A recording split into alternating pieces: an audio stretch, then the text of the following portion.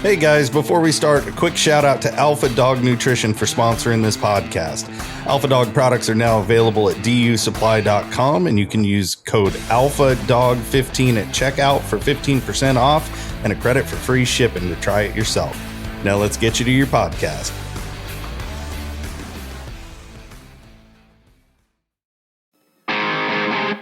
Welcome to my podcast, where we are going to talk about a lifestyle with dogs and threw in a few life lessons along the way.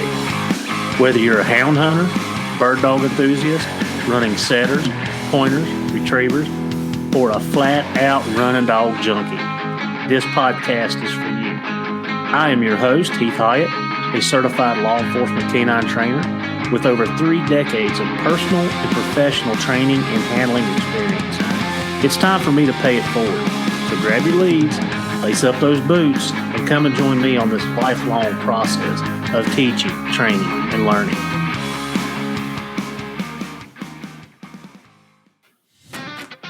Are you looking to unlock your dog's full potential and give them the best nutrition possible for peak performance? Then look no further. Inukshuk has what you're looking for. Inukshuk's nutrient-dense formulas are crafted to keep your dog's energy high and performance top-notch. Packed with premium proteins and essential fats, Inukshuk delivers the balanced nutrition your dog needs to thrive. From hunting dogs to police canines, Inukshuk is trusted by professionals. Give your dog the power of peak performance with Inukshuk professional dog food.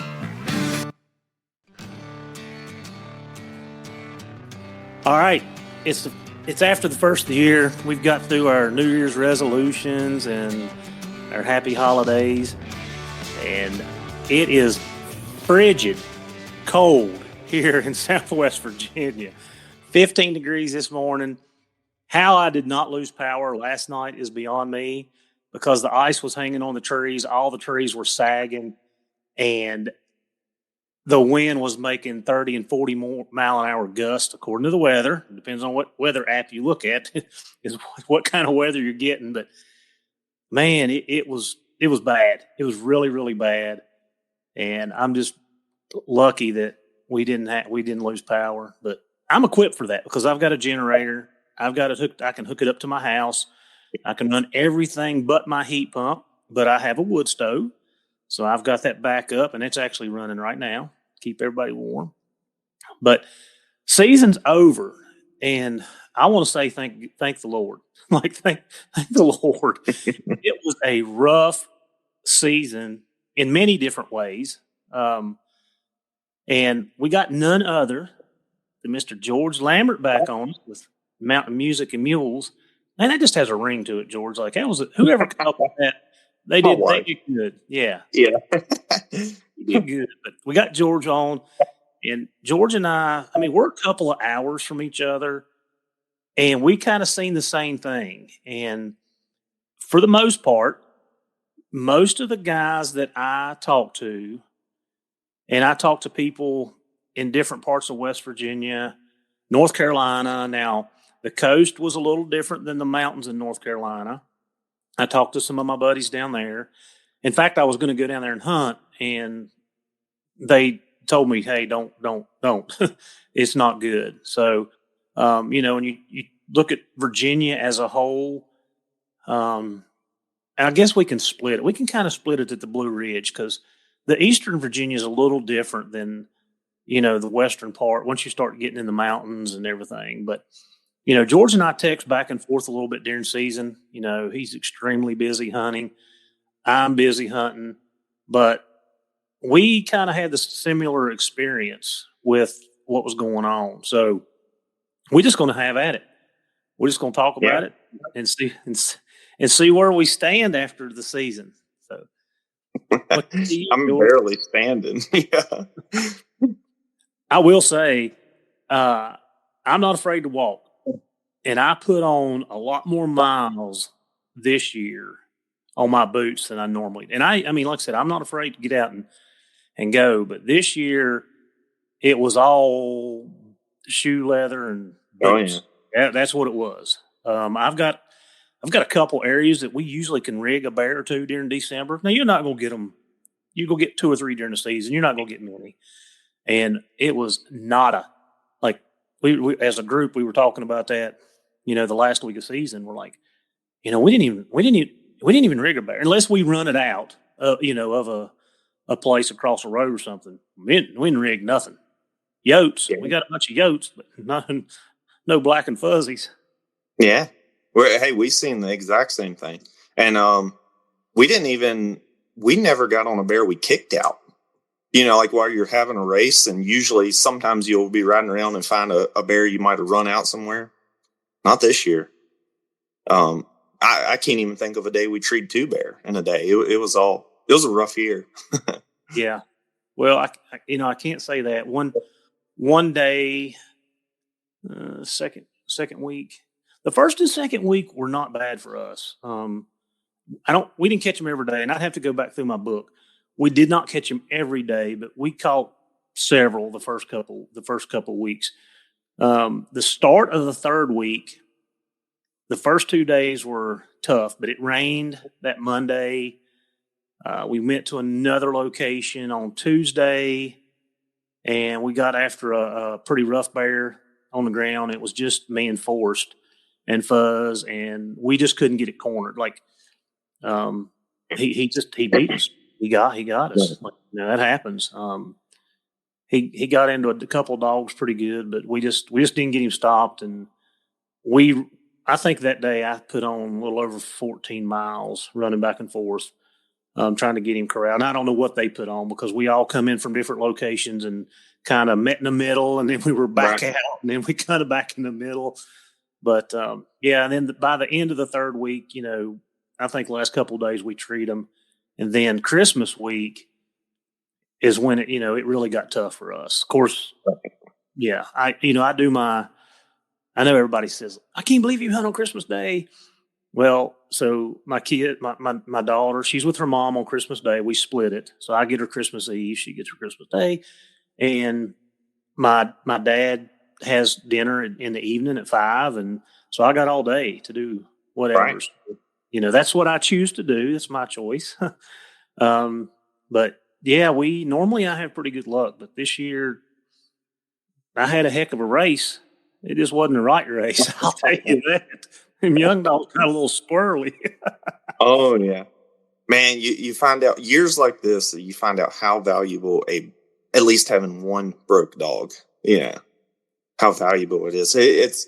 I'm lucky I have one that I can, long as I'm hunting her and I'm with her, I can pretty much bank on her. And I used her, I don't know how many times this year just to check dogs, and check my pups, check my young dogs. Is the same thing. I would have had a pile of off races. I did have a couple, when I had to leave my old dog at home or something, but man, she was in that just unbelievable.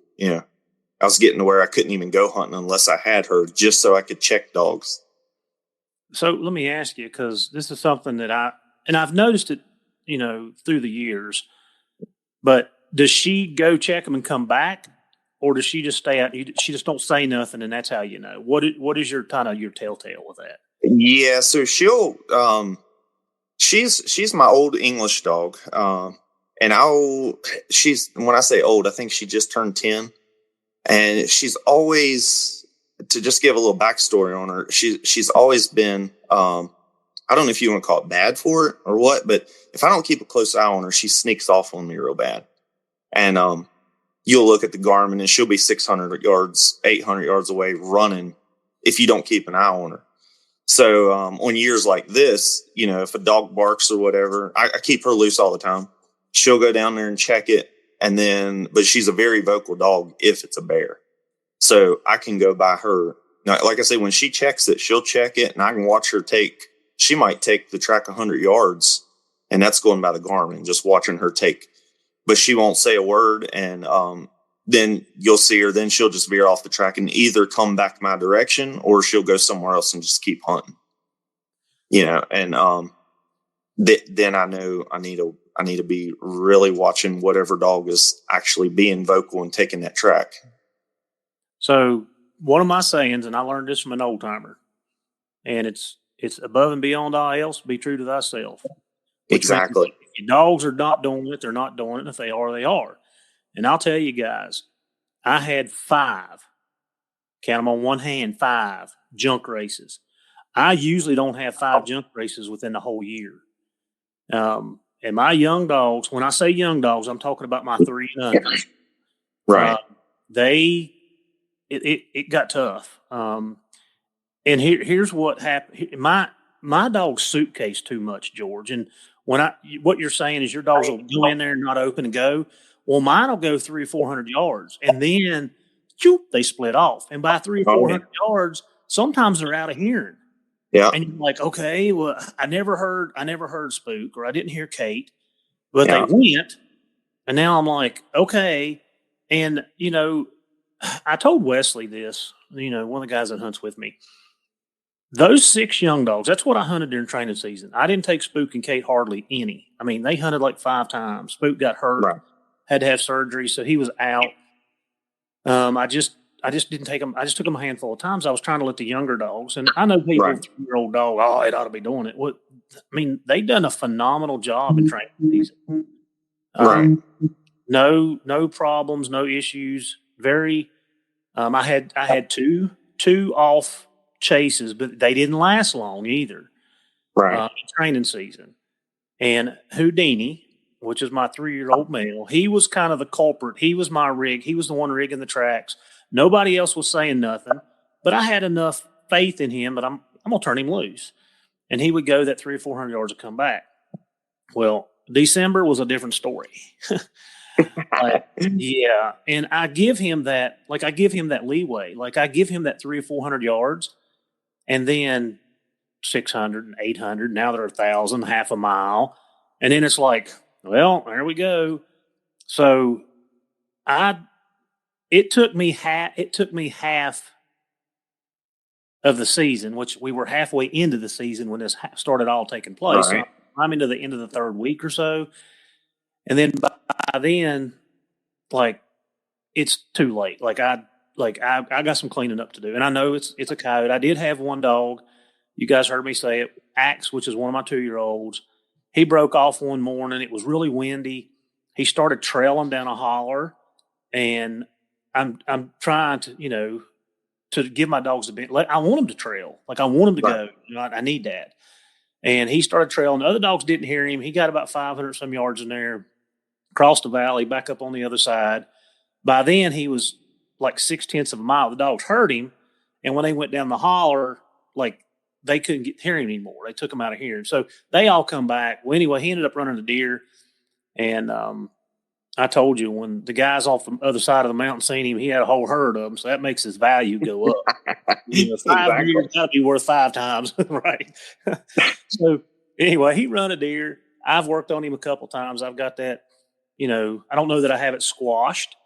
And when you talk about training, for me, this is my experience. This is my experience. Once they do that, you're not going to break them the next time they do it. It's going to take you a couple of times to be consistent and say, okay, you can't do this. You can't do this, and then you can't do this. So I know what the expectations are. I know the process because I've done it and I've messed it up so many times. You go out that one time, you put the dog on a deer, you work on him, do the correction, and then you take him out 2 days later, and he's right back running a deer, and you're like, So for me, I know that expectation. So I had one deer race, and I'm pretty sure I got it wrote down. I think it was 4 yote races that I had, and to me, that's unacceptable, and I don't like it. My expectations are not that, but like I said, I was already halfway through the season when it started. Finding bear at that point was getting a little rough, which you and I are going to talk about. But it was one of them when you talk yourself off the ledge. It's like, all right, Heath, be patient. They're young dogs. They're going to make some mistakes. Just bear with them. I know with my line of hounds, I know every hound is a little different, but I really don't get too excited when they're usually. I've noticed with my line, usually age cures a lot of them problems. Like I say, I can take my 1.5 ones and I can send electricity. Make them ride the lightning. give them a month, they're going to be back doing it again if I'm not finding bear consistently. So, this time of year, late in the season, and I was telling some of the boys that was with me, like, don't flip out. Don't get ready to get rid of the dogs just because they're having a few off chases. I would rather them have off chases than be around my feet doing nothing. Like I say, there comes a time and a point when, yes, it's time to do some correction, but, and this, I'm going to get to jumping around too much, but this year being late in the season, I enjoyed the aspect of working with the pups because I was lucky enough to have a dog that was broke, so I could correct them. And then also, I've noticed if you're too early in the year and it's bear everywhere, I think there's a lot of times dogs will start off on trash, but then they'll jump to a bear. And by the time you get to that mindset, you're going to correct them, they might already be on a bear. So this late season like this, you can actually let dogs run a half a mile or something. And really, you can be consistently and do some major correcting. But on my dogs under a year, I don't do too terrible much with them until if they're running 300-400 yards, like young dogs running 300-400 yards, I really don't. I'll let them do whatever until I can consistently get them on a pile of bear, and they're finishing bear races. Then I'll really start correcting them on deer, coyotes, whatever. But I know I jumped around in some of that, but that's basically, to go back to it, I don't freak out like a lot of people at this time of year when I'm having coyote chases and stuff. Now, my older dogs, that's a different story. If they start, they know better for sure. They know better. And I do have to, even like I say, I got my older dog and then I've got a few other dogs that it needs to be me hunting them or they will trash. I call them broke, and for me hunting them, they are broke or basically broke.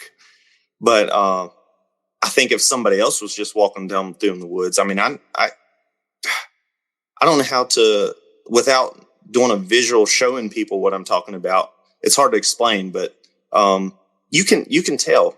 Just their body language and stuff. If you've been with your dogs long enough, you can tell they're getting ready to trash or they're smelling something off or something's just a little bit wrong. Where usually I can just tell them to come on and we'll hit on down the ridge or whatever. But yeah, it's been an interesting year. So you talked about the dog switching, and I'm going to tell you a quick one because a couple days before Axe ran that deer, almost in the same location that he started trailing. So this was a couple days before that. Him and Sass is my she's not 2 yet. They struck, they throwed their heads up and they went over the ridge. They struck and everybody went, and I didn't have the old dogs that day.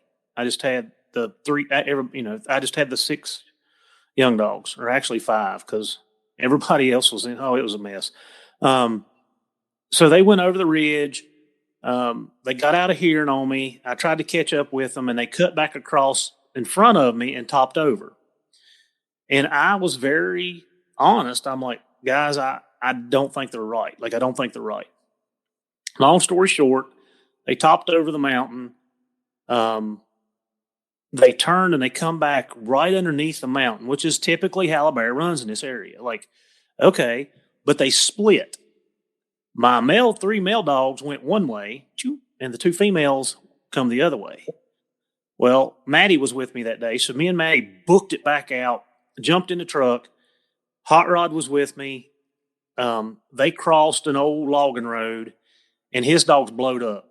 And I said, Hot Rod, I'm telling you, pack at your own risk, buddy. I'm just telling you. And he's like, I'm telling you, it's a bear, it's a bear. And I'm like, all right. Well, he dumped the tailgate. And they crossed 2 more mountains, and literally we seen it. They come right out with the bear, a nice bear too, a nice bear. And they ended up walking that thing and baying it for 5 hours. We finally got it stopped it was on private property. So I go up, talk to the landowner, very, very nice people. and they're like, yeah, absolutely, get your dog. We prefer you not to kill it. And I was like, no problem. We just want to catch your dogs as long as you're good with us catching them. So we ended up catching the dogs that day. The two females, Sassy and Hart, and then Hot Rod's dogs. And we had another guys that got in with us. But anyway, what I'm saying is, so in my mind, I'm like, it didn't sit right well. Like I was not 100% confident that that's what happened. Well, a couple of days later, same place, dogs took off. Axe took off on a deer. So as the season's starting to wind down, this was the first Saturday or second Saturday. I don't know. But as the season's winding down, like I'm taking every opportunity to do some trash breaking. Like if I see a deer, like I'm giving the dogs I'm letting them out. I'm doing my thing. Well, I let Sassy out and she left out there. I mean, I was not expecting her to like leave out of there hooray to rail. Like I thought, she made I couldn't even get on the Garmin fast enough. That's how fast it happened. I solidified my theory that they left out there on trash and switched. Exactly. No doubt in my mind, none, that's what happened. Now, they didn't run that far. They come out of the valley and topped over and switched right in that area. I think they switched when the dogs split, is what I think. Right. So they didn't run it. They didn't run it half a mile, 1,000 yards. They didn't run it that far before they ended up switching. But right, like I'm 100% confident now that they all left out there wrong and two up ended up right. So it is just like I'll fix it. And anyway, I worked on it towards the end of the season. I don't have it where I'm 100% confident that I've got it broke, but I've got it slowed way down. Right. Yeah. So that's, and this is something else I wanted to talk to you about. I know during training season, you and I both talked about our dogs, and we kind of contributed to it was extremely dry, ground was hard, and so on and so forth. So the first, and I'm kind of repeating what I've said, sorry guys, the first 3 days, my dogs put on almost 60 miles.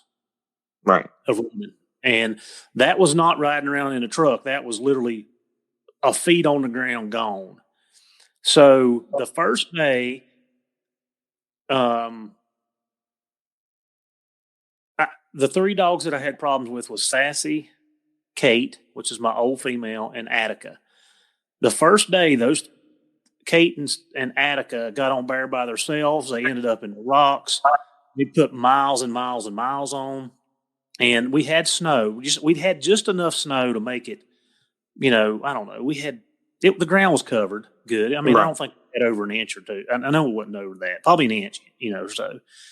So all the hair, like right where the hairline meets the pad, yeah. They wore out raw spots on it. And that pad that's right above there, and I know you guys can't see what I'm saying, but I'm pointing for George. That pad was raw on almost those 3 dogs for sure. Yeah. So I got to, I'm like, I never have feet problems. Like, the dogs get a little foot sore and they may cut a pad or something, but right. not like this year has been very, very different. So I had to put, and Sassy, after that run that I just told you about where I think she went out there on a deer, switched over to a bear, she wore the pads off right underneath her toenails. Like right underneath her toenails, man. Every toe was raw. So she was out for 8 days right there, just trying to get that back. Wow. So I got thinking about it, George, and I want your input. You hunt a lot. Like, so we have a big gap between training season, end of September, first couple of days of October, to December. So you have basically 2 months. Right. So you spend August and September getting your dogs in good running shape, getting everything up to speed, as far as their feet, their endurance and everything. You lay them up for 2 months. Even though I did go and hunt a couple of days in West Virginia and I went to North Carolina, the ground in North Carolina is extremely different than what I have. And I got to thinking, I'm like, is that 2 month break softening the dogs up that much where it's kind of like I'm just rebooting all over again? Like, all right, dogs are not in running shape. And in the first 3 days, you're running 60 miles and I'm putting them out of commission for the next, week and a half, 2 weeks, Right. whatever it takes them to get right. What do you think about that? I think that absolutely is one of the problems. And I've seen it with myself. When, like I say, I'm lucky to be able to hunt from August till January. And whenever one of my females come in heat, and she's got to set out for 4 weeks, basically. Yeah, she's behind the bar when I take her back out.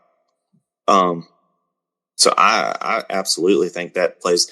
And then also going by, I have a good friend that he hunted a lot in West Virginia. He don't hunt as much now, but hunted all the time. And his claim was, and I think there's a basis behind it. His claim is if you give a dog more than 2 weeks off, he's going to have to play catch up, when he's coming back. And he was meaning muscle wise, as far as the actual physical part of it, and then feed also.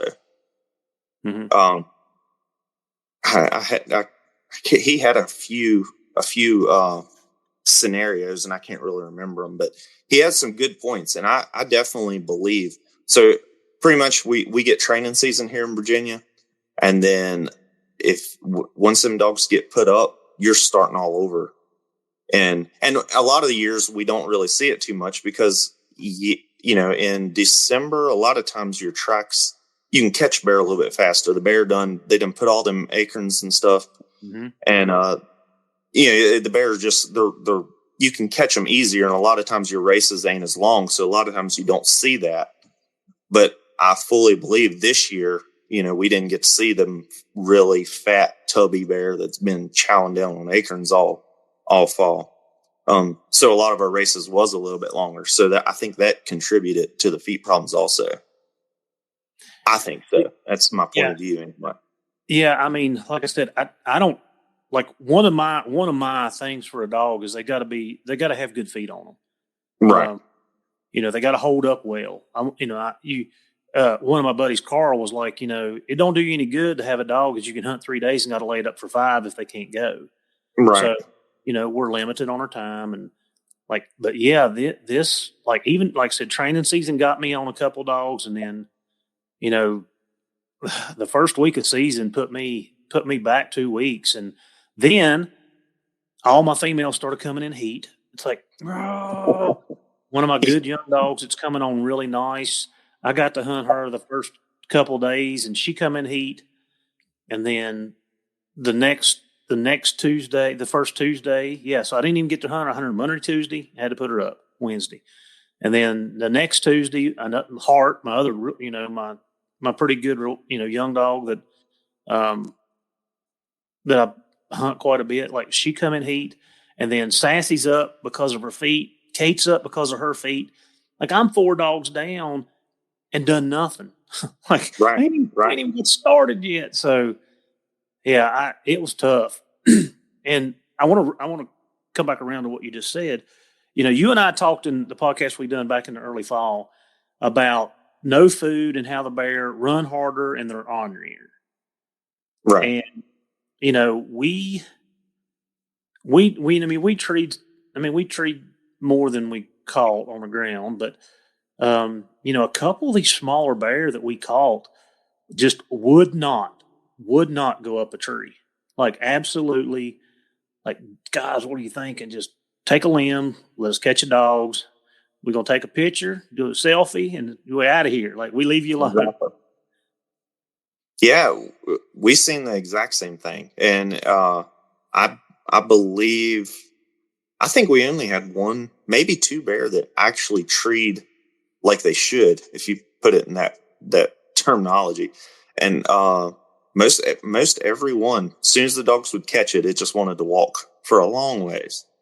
Sometimes some of them eventually treed, but most of them just wanted to walk and walk and walk. Some of them even climbed, and then they wanted to jump out as soon as they get there. Yeah, that was something else I was going to say, that we had a handful, probably 5, 6 bear that as soon as you got there, they gone. They gone. Right. Yeah. And it took 2 or 3 trees of them doing that to finally get your hands on all the dogs. Oh, yeah. So, yeah. It looked, I mean, as far as some people might be listening to me right now and, thinking here, the location where I hunted, a lot of the areas looked like we had some feed. But when you start digging, we had some, pretty acorn holes. But when you started popping them things open, they was either rotten as can be or some kind of like fungi would be inside the hole. And the outside of the hole just looked beautiful. And I think most of our bear wanted to or was looking for probably by mid-November, start of November, mid-November. I think a lot of ours was starting to lay down or walking to a place to lay down. So by the time our season come in, that first and second week, you was finding them ones that was still walking around before they laid down. And after that, it was pretty much over for around here. Well, and that brings me to another topic that you and I kind of talked about. So, George, what do you do with these bears if you're trying every way in the world to avoid harvesting it, right? Right. How do you get your dogs off an ornery bear? You don't want to take it, and this even goes back to training season, because in training season, you don't have an option. Like, okay, what do you do? So what is your method? What do you do? How do you catch dogs in a safe manner? So I, with me personally, it goes back to my work at home before I take them hunting. I mean, I know I keep harping on that every time I come on and talk to you, but them dogs need to know what the tone is. And then also, I think I might have told you, some people know about this, but I keep a whistle in my pocket. And that's my personal way. And the reason to just explain that out, because it sounds crazy, but when them dogs are roaring, you get 5, 6, 8 dogs. And if it's one of them bear that, it's the fight is on, if you want to put it in that terminology, the tone, they're not even going to hear the tone. Mm-hmm. So I've got all mine, or most of mine, I should put it in that way, that when they hear that whistle, the whistle that I keep in my pocket, when they hear that, they know that they better get to me. Whatever they're doing, they better get to me quick, or they're going to feel some electricity. Now, like I say, I'm making it sound easier than it is. It's not that easy, especially when you got young dogs, young pups. But if you start, I know with my personal pack, if I can catch the 2 or 3 dogs that are really putting the pressure on, then the others, they're just, I ain't going to call them Me Too dogs, but they're not going to be in there too close, if I put it that way.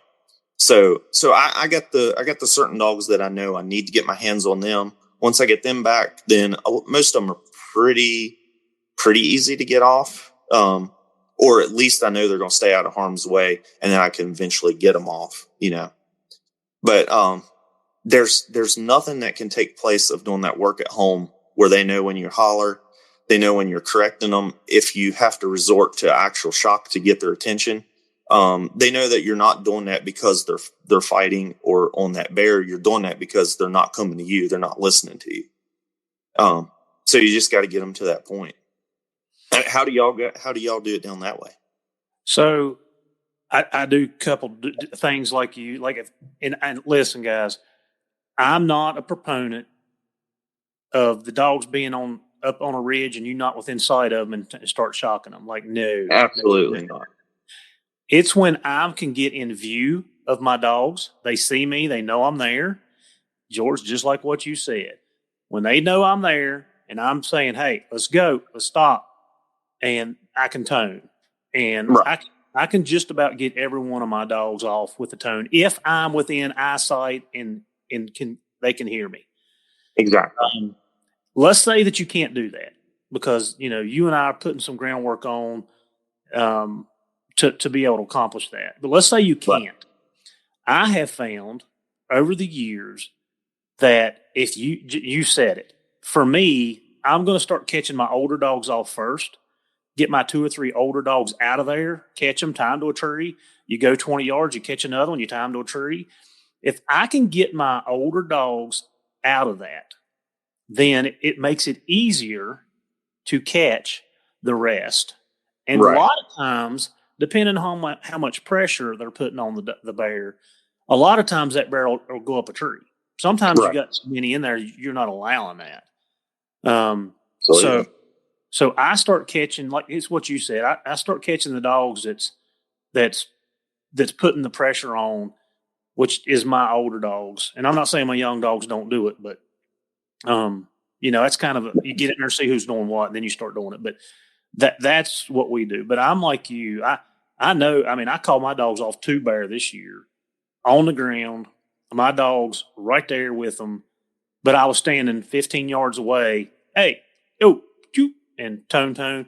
And a lot of times if they stop enough to hear that tone, I'll have multiple dogs come back. I don't even have to use all of them. It's if one of them hears it and I hear 2 or 3, then they're looking at me like, oh, I had a bear in a hole this year, and it was over the side of a ledge, not as dangerous as the one I had 2 years ago, but there was an 8-foot drop off on the bottom. So I had went around the bottom to start with, and I was like, I can't see up over the thing. So I had to go back around, go up to the top side, and come around from a different angle.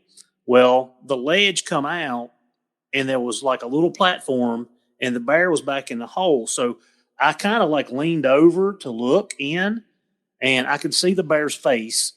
I've got 2 dogs like literally boom right up in his muzzle, and I've got my other 2 dogs were kind of just like right there. And I hollered for him a few times, and Sassy, she's like, all right, Dad. And she went right back, and I toned.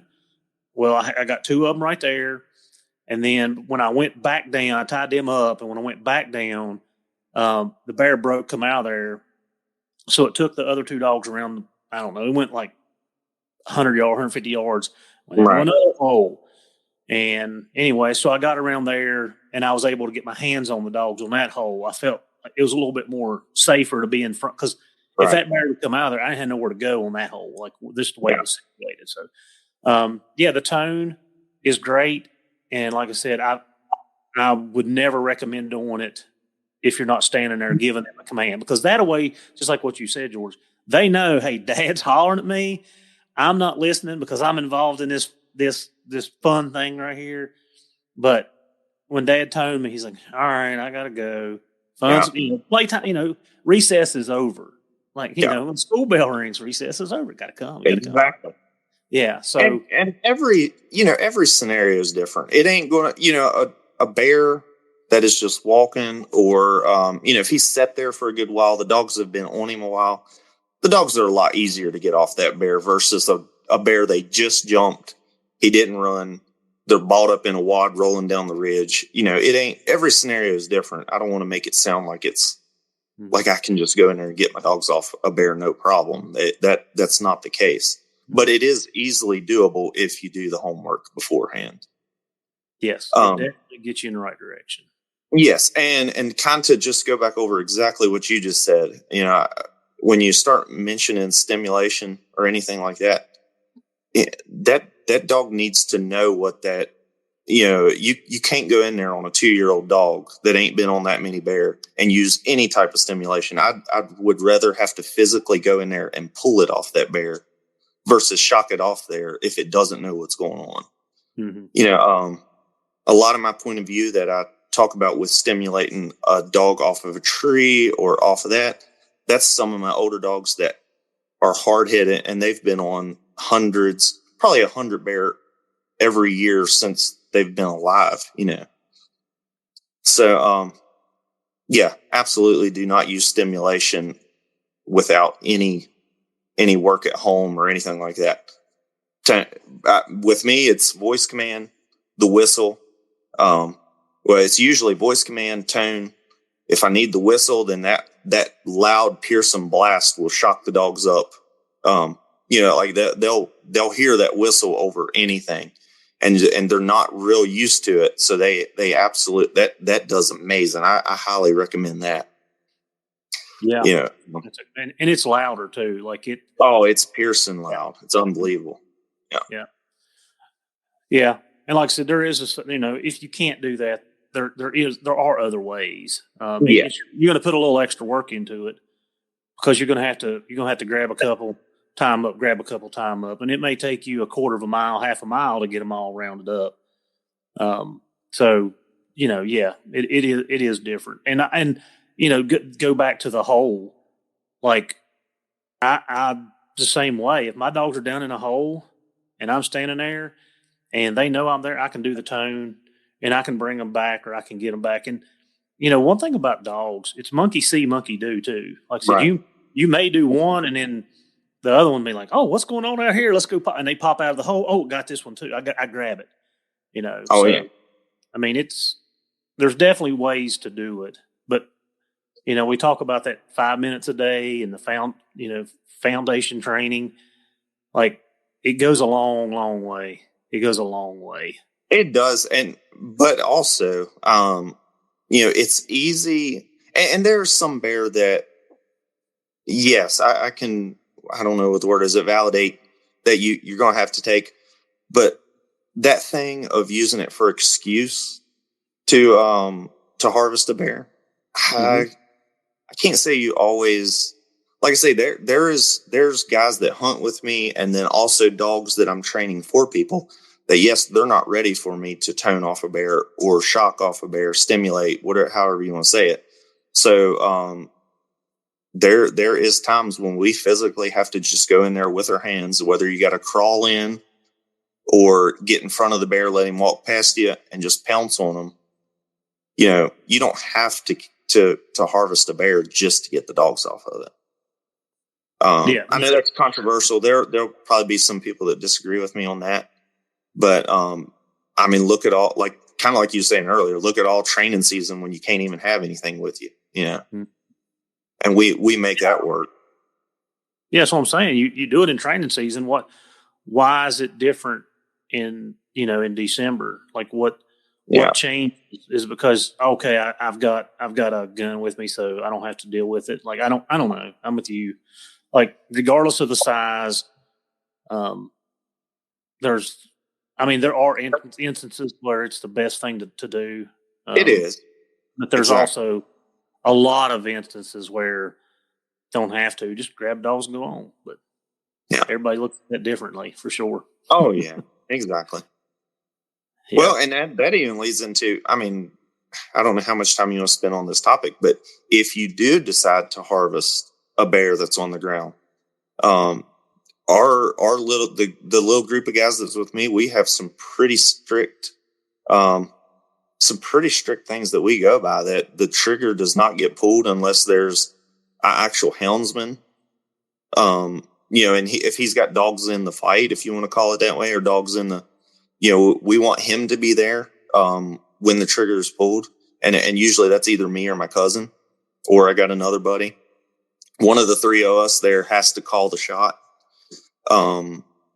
It's very rare that we'll take, I mean, if it's over 5, 6, 7 yards, usually the shot ain't gonna be taken. We like the barrel to be stuck to right on the bear's head if possible. That ain't always possible. But because, and the reason I'm making this whole thing is we're talking about getting dogs off a bear. A lot of times once that trigger's pulled, that's when you get dogs tore up. If it ain't just, if you don't handle it just right.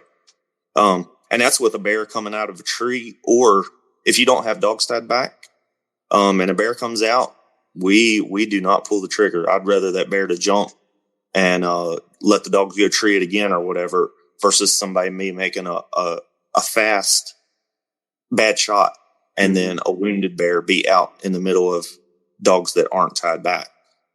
So we follow that rule as far as a treed bear or a bear on the ground. Yeah, so, that's a good thing to go by. Like I'm with you there. So, all right, that leads me up to the next thing I wanted to kind of touch base with you.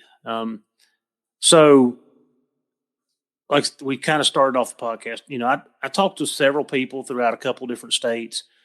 It was pretty much the same census. Now, like I said, there's an outlier, and there's a couple guys that had really good luck. But for the most part, it was tough. The season was tough. The bear, you could find bear. Like I said, the first couple of weeks weren't horrible at all. And then the last 2 weeks got really, really tough. But again, I told you we got a little lazy and we weren't like stomping the ground to death trying to find them either, because we felt like they had laid up. And, we just, that wasn't something we're interested in. Catching a bear out, then, fine, we can run it. So, but George, in your opinion, and I'll tell you what mine is, do you think that the population is dwindling, or do you think it was because of the food and the bear had laid up, like you said they started laying up in late November? What's your take on this? There's a few things I think. None of this I don't know if I can prove just yet, but so I think so here where I'm located at, we did have a 3-day early season. What was it? I ain't even sure when it was. We haven't had it for, I believe, 2 years or so. But anyway, the point I'm making is, I believe all the bear, specifically all the sows that we have harvested in the past, it's catching up with us now. Don't get me wrong, mange has played a big part also. I'm not going to deny that. Mange has definitely played a part. But then also, I think we have brought a lot of this on ourselves.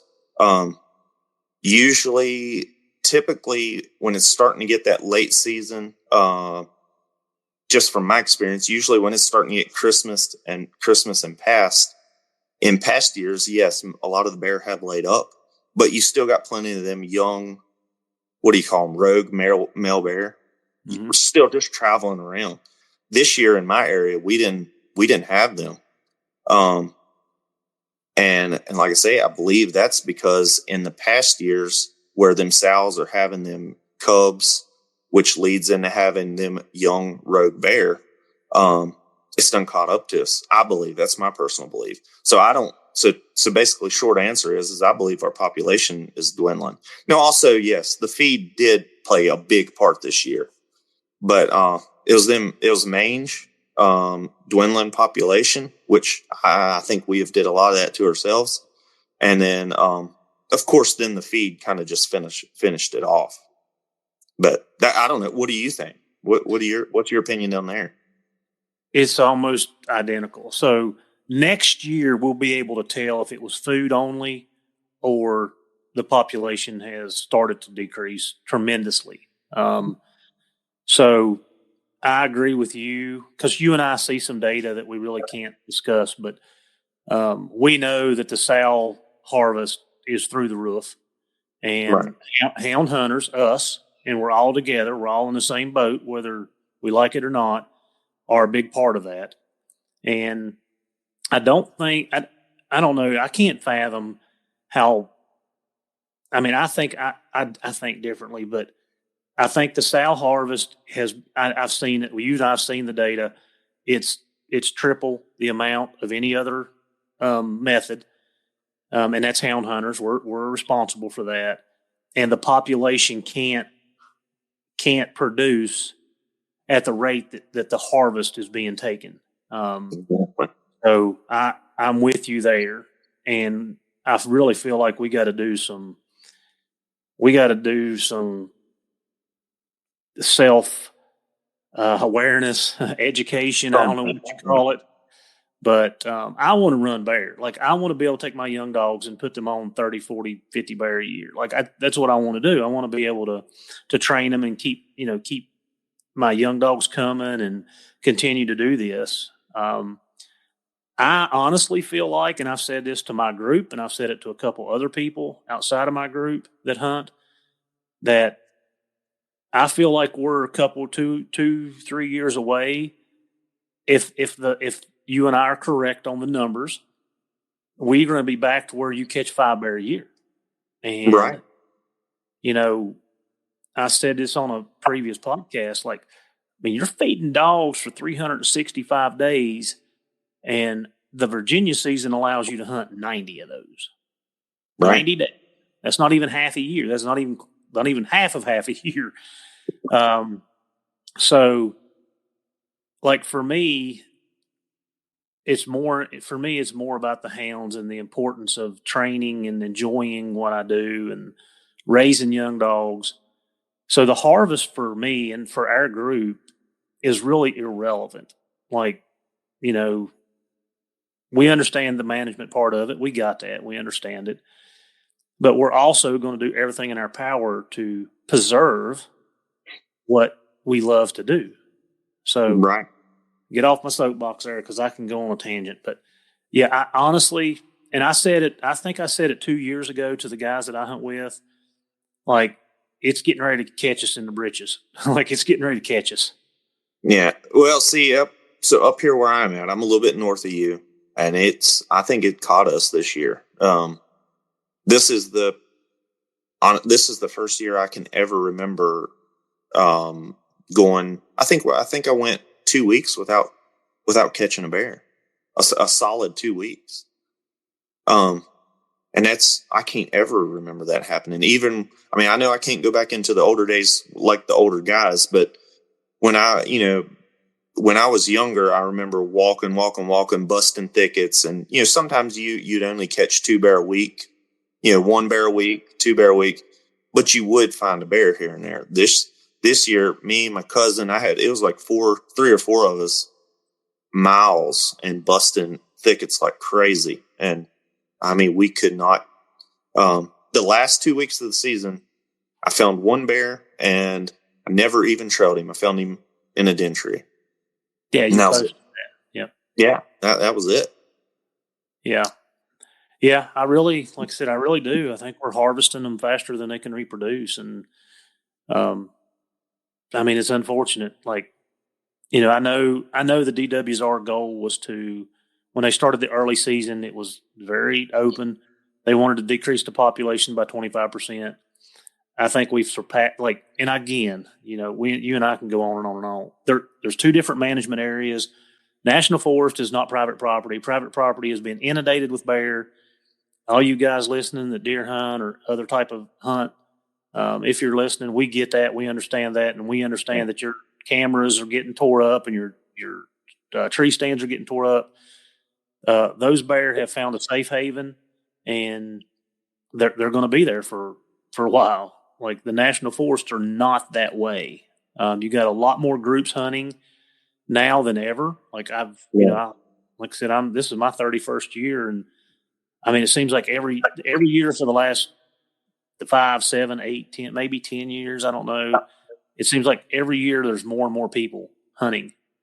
Like I said, when we were catching 5 bear a year, you didn't see all these people. Like, you just didn't see it. So I think that's, more people hunting, more people harvesting animals.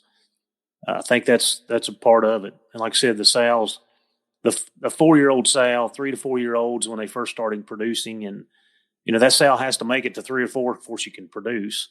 Yeah. If we're taking the younger sows, and then if we're harvesting the mature sows, which again goes back to some of the data that you and I have, like the 4-year-old sows were there was a lot of them. Hammers. So, yeah. Yeah. So, and you take a sow that has 3 cubs, so that's 4 bear for next year. Right. Yeah. And then if she has 3 more the next year, so that's 7. And then next year she has 3 more, and that's 11. And then by then, the first set of cubs are having bear. Sure. Yeah. Yeah. So, if you do the math, like, it doubles and triples pretty quickly over a 10-year period. Like, so, yeah. I don't know. How do we change the mindset of, like, us personally and then the guys around us? And when I say the mindset, it's like, instead of, and I'm speaking to myself, it's like, how do I, instead of looking for excuse to pull the trigger, how do I look for excuse to let it, get the whole mindset of looking for excuses to let them go instead of looking for excuses. Because it's easy to make an excuse. Well, this one was mean. Another big one. And like I say, I'm just naming these. I'm not saying they're right or wrong, but another big one that is that if we don't harvest this bear, then the next group is going to harvest this bear. How do you get past that? George, I don't know. I mean, our group talks about, we have that same conversation. Like, we're like, gosh, man, this is a nice bear. We left a nice boar, probably pushing 200 pounds, like right. a good bear. And we're like, hopefully he makes it through the winter. Like, hopefully he makes it. And I tell the guys, we can't control what everybody else does, but we can control what we do. And there's a chance that bear may go lay down or go somewhere and nobody does get on it. There's a 50-50 chance of that. Right. But as a whole, I don't know the answer. If I had the answer, like, I'd be handing it out like candy at Halloween. Like, I try to have good conversations with people, other hunters, and explain what you and I are talking about right here. Like, the data shows this, and I don't know. I really don't know, because I want to be able to do this. Like I said, I'm feeding a pile of dogs, and I want to be able to stay here in my local location without having to travel all over the country to run bear. Like, right. And I can't, I don't know. I get very frustrated sometimes, and it's disappointing sometimes, especially like you said, if you let a bear go today and then somebody goes back in there tomorrow and whacks it, it's like, oh man, I don't know, but we are very forward with each other, our group, and like I said, we're a small group. I mean, there's 6 or 8 of us, and that's in between people working and whatever. And we say it, we're like, yeah, like, let it roll, and hopefully it survives. Like, hopefully nobody else gets on it. Hopefully, somebody else comes in and was like, that'll be a nice bear next year. Right. That'll be something that we could look at. So I don't know. I wished I had an answer. And if you've got an idea, I'm willing to pitch it. I don't know. I'm lucky with my group. We're just too darn lazy. So we don't.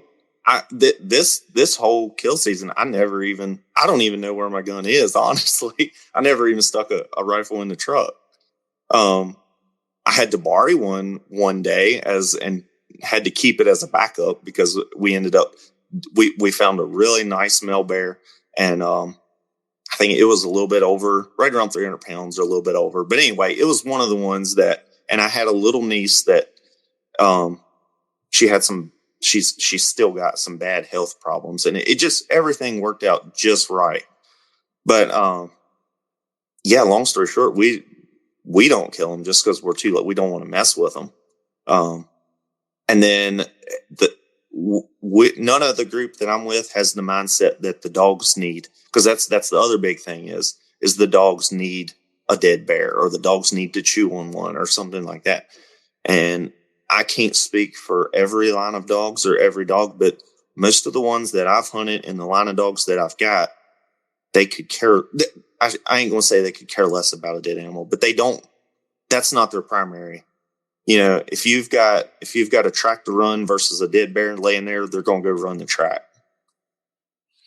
Randy, when I did the podcast with Randy Hare talked about 2 beagles that he had, and that's correct. Like, to my dogs, it's about the chase. That's my dogs. Right. And mine are like yours. They don't care. They don't care. Like, they don't care. It's about the chase. That's what's the fun. That's the prey drive in them. And I told a guy this last week, matter of fact. I told a guy this. If you got to knock out 6, 8, 10 bear to your dogs, unfortunately, you're hunting the wrong type of dogs. Like, if that's what it takes to keep them going and motivated, then for me, I would be looking at a different dog for me. Right. Like I said, they just, and bear hunting so much different than coon hunting and small game. Like it's so different. Our dogs get to see it. That dog walking that bear on the ground for 3, 4, just like mine did that one Saturday for 5 hours. That's better than 10 dead bear. Oh, absolutely. It's better than 10 dead bear. But you can't, I understand. And I thought about this. We had we had a yearly canine meeting. So my whole group sits down and we talk about the stuff for the year and everything here last week. But I thought about this. Like, I knew things when I hunted. I couldn't explain them to you, but I understood, okay, if I do this, my dog's going to do that. Right. But I couldn't understand the behavior behind it. Like, I knew the outcome of it, but I couldn't understand what was going on. Now that I've learned a lot more about dogs and I'm still learning about dogs, like, I understand the drives and the motives and stuff 10 times better. And like I said, I'm not where I want to be yet, but I understand it. And like I said, that dog walking with that bear, or that bay up on the ground that runs up a tree, like those are 10 times better than harvesting any bear, in my opinion. I totally agree. Even with a lot of times I've heard the excuse where I got a young dog here, let's harvest this bear since I got a young dog here. And a lot of times that bear will hit the ground and that young dog it won't even know what's going on, really. So, I think you're right. You said it 3 times. We're using a lot of excuses and saying, we're just going to take this bear. Like, don't blame it on the dog. Don't blame it on the first time hunter you have with you, or don't blame it on whatever, because it's an excuse. Like, you've already got your mind made up what you're going to do, and you're going to do it. So boom, do it. Like, there's no reason for some of this stuff is just like you said, George, it's an excuse. Sorry, guys. I'm sorry if you don't feel that way, but it is. And I hope that, as you hunt more and you get to the point where, and I've gotten soft. Like, I'm telling you, in my age, like, when I was in my 20s, like, guys, I've been through that stage of my life, and now I'm not that way. And I think I've aged out. And especially in law enforcement, we talk about aging out. People age out of crime. They'll age out of the stuff they do in their youth and in their up in their 20s and early 30s. And then when they hit their 40s, they kind of, and then, I'm aging out. Like, I'm like you. I don't really care.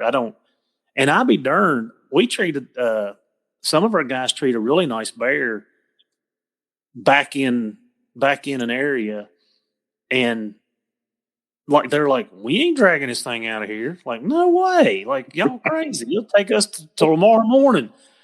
And it was definitely one that would have been on our, like I said, our kind of goal was 200 and above, and right. No sows if all possible. Like I said, there's times that happens or whatever, and they took some pictures, walked away, and a lot of people wouldn't have done that. Like you said, a lot of people just wouldn't have done that. But hopefully next year we go in there and it's a 3+. Exactly. So yeah. We walked away from one that we probably shouldn't. I always harp on all this management stuff. I talk all that stuff up about Big Bear, and then one this year that was I shouldn't say this year. It wasn't this year. It was the previous year, but it was the perfect management bear. And like I say, we was all just too lazy to pull the trigger on the thing. I'll send you some pictures of it here in a little bit, but it was probably in the 5s, I would say. Ooh. Yeah, it was a whopper. And we couldn't get none of us to pull the trigger, so we let it go. Yeah. Nice. But all right, let's wrap this up. All right, so you've had 2 seasons with your Inukshuk. I will say that this year, this winter, not fall season, not season, but this December, mine has changed a little bit. The food hadn't changed. I'm not saying that, but that first week we had, we were down in the teens several morning. Like I said, we run 60 miles right out of the gate. I mean, it was like, man, we're doing the Iditarod the first 3 days of it. My dogs were not prepared for that. And George, I'm feeding the 32-32. I ended up feeding more this December. And I'm still feeding it. Season's over, and I still have a couple bags left. I fed more this December than I normally do. And I know, like I said, the weather last year was mild, and I know that had something to do with it. But I went from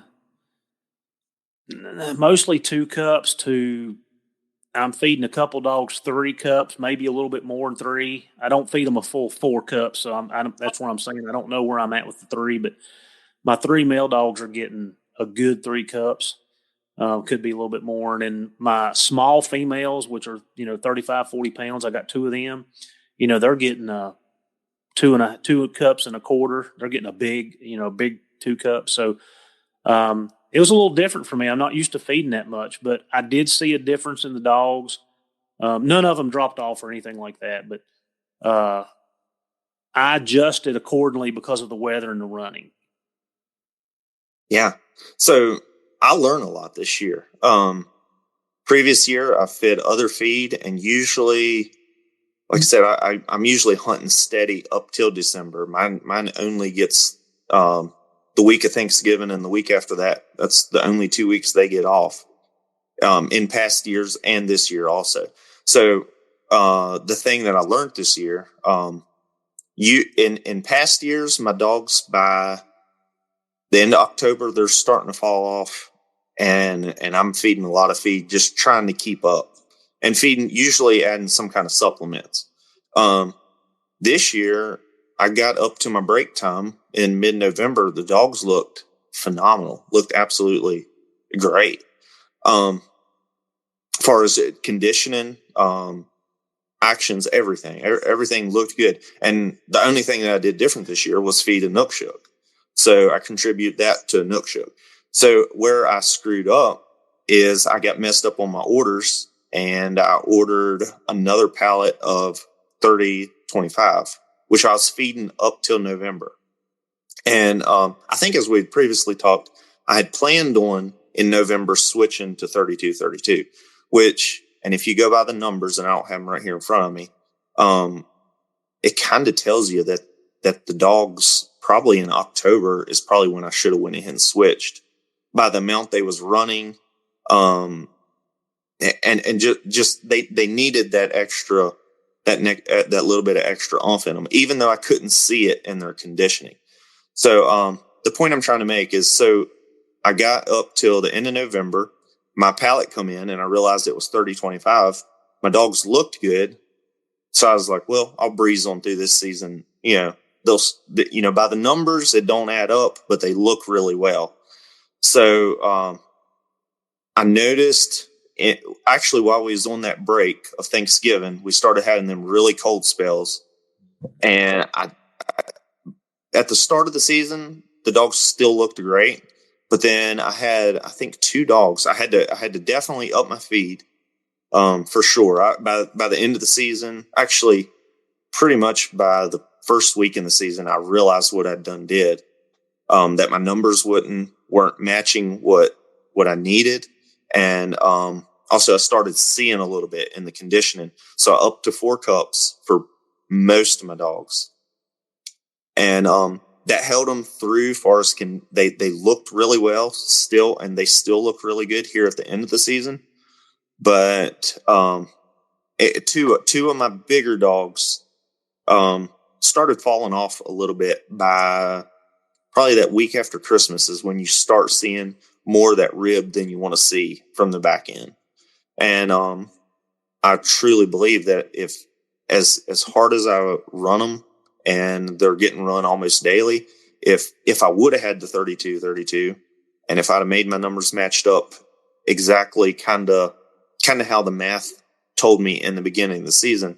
And what I'm referencing, if any of y'all listeners go to my personal YouTube channel, I did a video on Inukshuk dog food, and that's the numbers I'm referencing. But anyways, if I would have fed the 32-32, I think I'd have ended the season the best my dogs have ever looked. Most of mine still, even with feeding the 30-25, they still look the best that they've ever ended a season on. Now, I will admit that I didn't have the run in the last 2 weeks like I typically do. So I'll argue that maybe could that play a part? Possibly. But just overall, that feed, it does really, really well. Yeah, and I just sit here and did the calories. So the 32-32, which I'm feeding 720 calories per cup, and George is feeding the 30-25, which is 578 calories per cup. So George's 4 cups is 2,300 calories. My 3 cups is 2,100 calories. So I told you I'm feeding probably a little bit over 3 cups. So we're hitting about the same calories per cup. Like I said, I'm feeding less dog food with the 32-32. But, yeah, I mean, usually, like I said, the 2.5 cups gets me through December. But this year, like I said, that cold snap and that hard runs right out of the gate, I feel like played a part in mine for sure. And like I said, I'm not going to feed them just 2 cups because that's what the bag says. You know, I've been feeding this for 4 years, and I've got my dogs pretty much down to a science. And, you know, I don't want them run down at the end of the season, so I'm feeding a little extra. And I don't mind it. It is what it is. And, but yeah, I fed more this year too than typical. Well, and here's an interesting thing I noticed, and this just to me it proves that I have to step up to 32-32 next year and earlier, and then of course all through our late season. I noticed once I got over that, I think that 3 cup or 3.5 cup, somewhere in that area, you start getting more waste after that. Mm-hmm. So even though I was feeding four cups and them big dogs that started falling off, I started putting them a little, even more than that. But I don't know exactly. It'd be neat to talk to a nutritionist. I don't know how much a dog can actually absorb, even though you're giving them that amount of food. Can they actually absorb that much? Or are you losing it some in waste? I don't know. I'm not sure, because one of the big factors for Inukshuk for me is that, up till I had to start raising that ratio, that cup, there was no waste. Mm-hmm. I mean, almost no waste. So, yeah. I need to somehow get the calories up without having to, like say, if I'd have fed that 720, is it 720? Yep. Right. Yeah. That would have gave me less cups, but more calories. And your waist, like my waist didn't change. So yeah, mine did. That would have been the difference. Now, did you get runny stools out of that feeding that much? No, I never got runny. I just got more. Yeah. And the reason I asked that, just so if you're not feeding Inukshuk, or you are, is because there's so much fat content. You're feeding 25% fat, and if you're overfeeding, that's one of the things that Emily there, nutritionist at Inukshuk, like she'll tell you, when you start getting like runny stool, you're probably capping out where you should be at as far as feeding. Yeah. So you're talking about the absorption rate. That's something I'll ask her when I can get her on, because that's, I don't think my dogs would eat 5 cups of this. I don't think if I put it there, I think it would be there, half of it be there the next day, honestly, because it's so dense. Yeah, I agree. But it's definitely been the best my dogs have ever looked at the end of the season. Yeah. And two, just to kind of follow up on what you said, I start feeding in October 1st, whatever, whenever October, that's when I start feeding it. And like I said, I still have 2 bags left. And it's, we're mid-January, whatever we are now. Typically it lasts me till the end of February. It's going to last me till probably about the 1st of February, because that's how much more I fed up. And I'm actually feeding one more dog than I was feeding last year. So that's going to play a part into it too, as I'm feeding an extra dog and I'm feeding more. So that's kind of how next year I think I will. I don't know how many dogs are feeding. So I'm feeding 8 dogs right now, the 32-32. And I think I buy 15 bags. And 15 bags, usually I start October 1st. Usually runs me till the end of February. I think next year I'm probably going to buy 20 bags of it. Yeah. Just to get me through that. But see, I'm switching through dogs and stuff, getting some in, some out. But then I also, I think I'm on my second pallet since August. So, I'm going through it. Whole pallet? Like 65? Yeah, I'm on my second pallet. Gosh, I'm feeding a pile of dogs, like way more than I want to feed, and like 2.5 pallets usually gets me through the year. And guys, like I said, I'm feeding more dogs than I normally feed. So, I started out with a pallet would last me 10 months.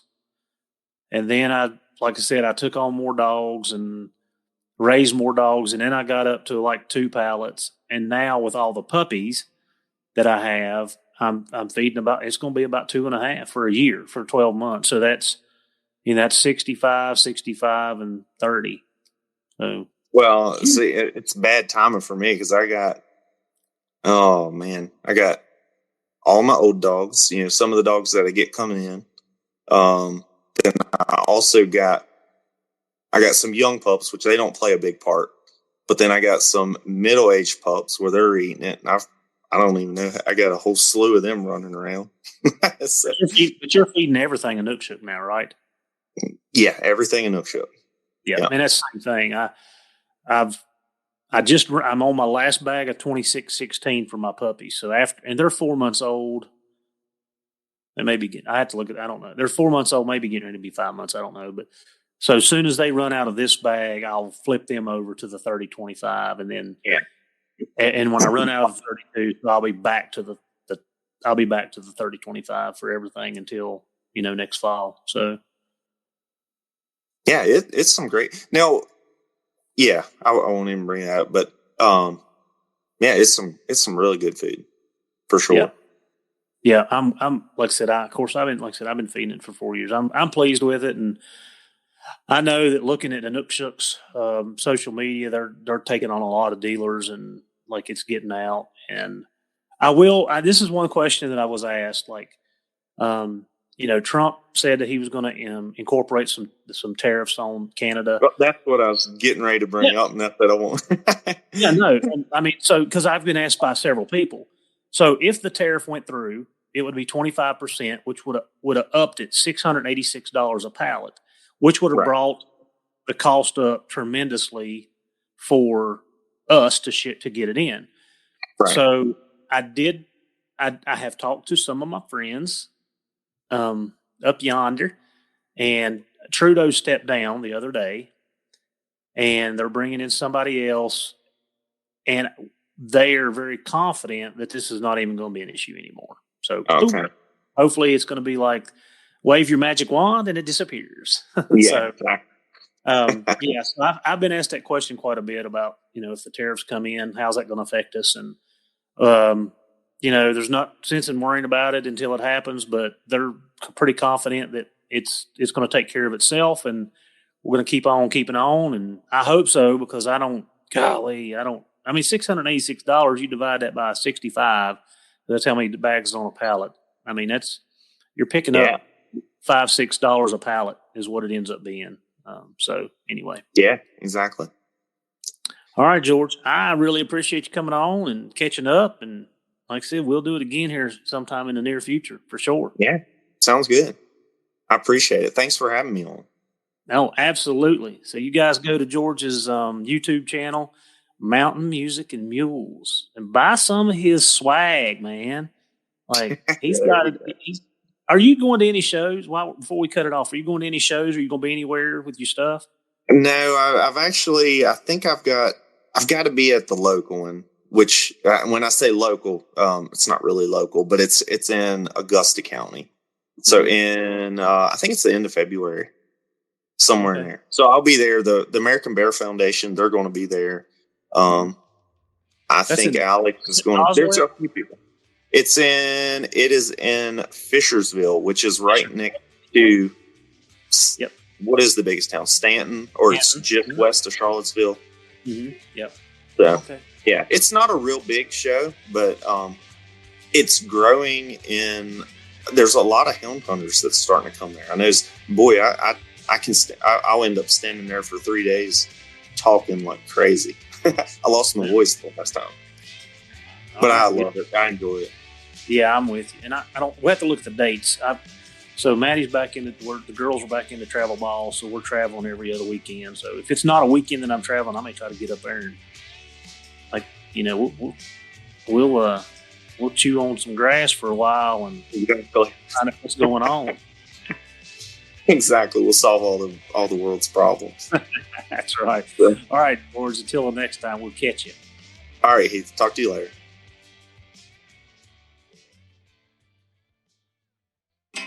Do you like to be outdoors like I do? If so, unlock the wilderness with Onyx Maps.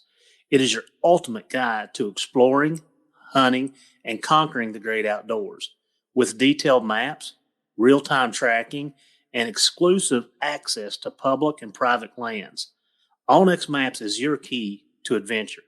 Discover the possibilities and never get lost again with Onyx. So subscribe today using the promo code K920, letter K, number 9, 20, and know where you stand.